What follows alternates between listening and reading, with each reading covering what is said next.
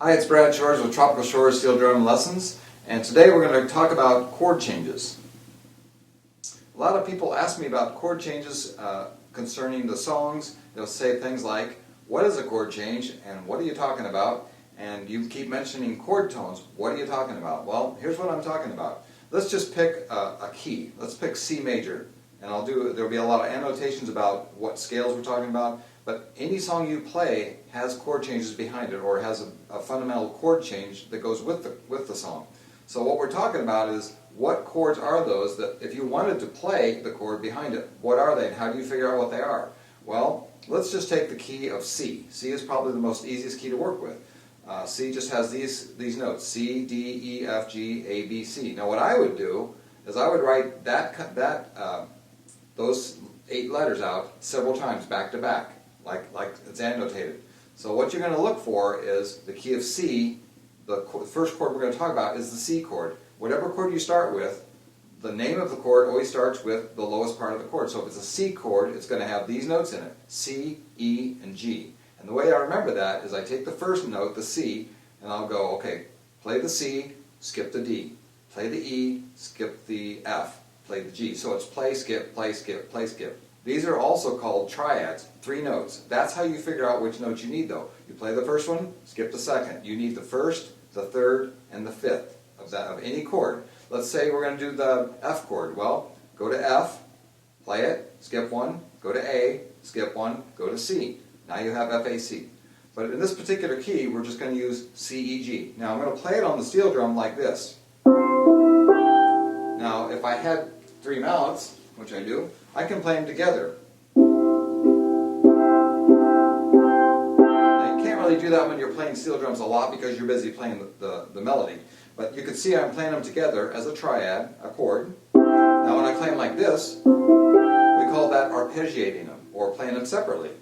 And when I talk about chord tones, I'm talking about those 3. C, E, and G are the chord tones of the C chord. F, A, C are the chord tones of the F chord. And I can play the F chord like this, F, A, C. Or I'll play this one. Does it matter which one I play? Does it matter which one of the C's I play? Not really, as long as I have the right ones. Which ones sound better to you? That will tell you which ones you're going to play. So, the C chord, the G chord, go to G, play, skip, skip. So we have G, B, and D, the G chord. So those are the chord tones of the G chord. Now, in the key of C, let's start on C and say that C, in this particular situation, is the 1 chord, because it is the first part of the scale. Now, when you go to a different key, the 1 becomes something else. We call that a movable do. That means that 1 in this particular key has a different function than the 1 in F. The 1 chord in F would be the F chord. The 1 in C is the C chord. So that means that you have to renumber all of the chords in a different key. But for our purposes today, C is the 1 chord, D is the 2 chord, and so on and so forth. You get all the way up to the B chord, which is B, D, and F. But we normally play the C chord, the 1 chord, the 4 chord, the 5 chord.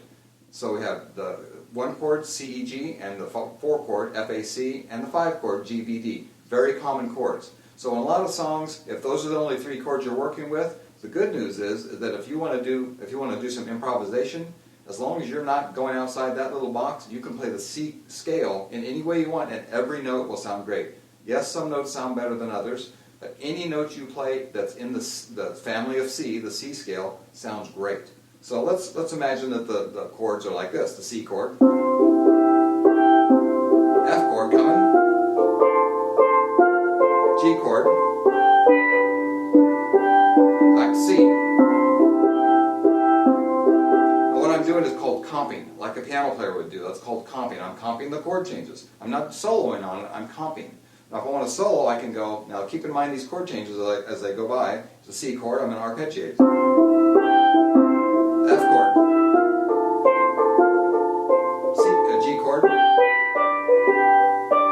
C chord. Now this time I just played the chord tones in a particular rhythm that I just decided I liked. I could have done, as long as you play the chord tones, you can make up whatever rhythm goes with the song. It's up to you. But that's a great way to start improvising, is just knowing the chords that go by and be able to play the chord tones of the chords that go by. That's the first step, in my opinion, to improvisation, is knowing what notes we have to work with, and then maybe going, okay, this time I'm going to do the scale. I made some repetition on some notes, but I just played the C scale. When you do that, anything that's not the melody sounds great. As long as it's different, has a little bit of rhythm, you can use repetition, the things that I always talk about. Repetition, embellishment. I did a little embellishment on the E. Here's the E. I did the E flat before it. Very quickly.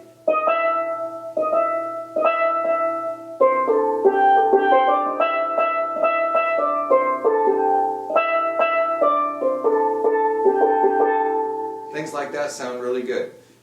What I would recommend is start with songs that don't have complicated chord changes and have a lot of repetition in their chord change, so that you don't have to do a lot of twisting and turning. You just stick with certain chords. That's the very first thing I would do if I wanted to learn to improvise. And then find some things that sound good to you as one of those improvisational things like repetition, scales, double stops.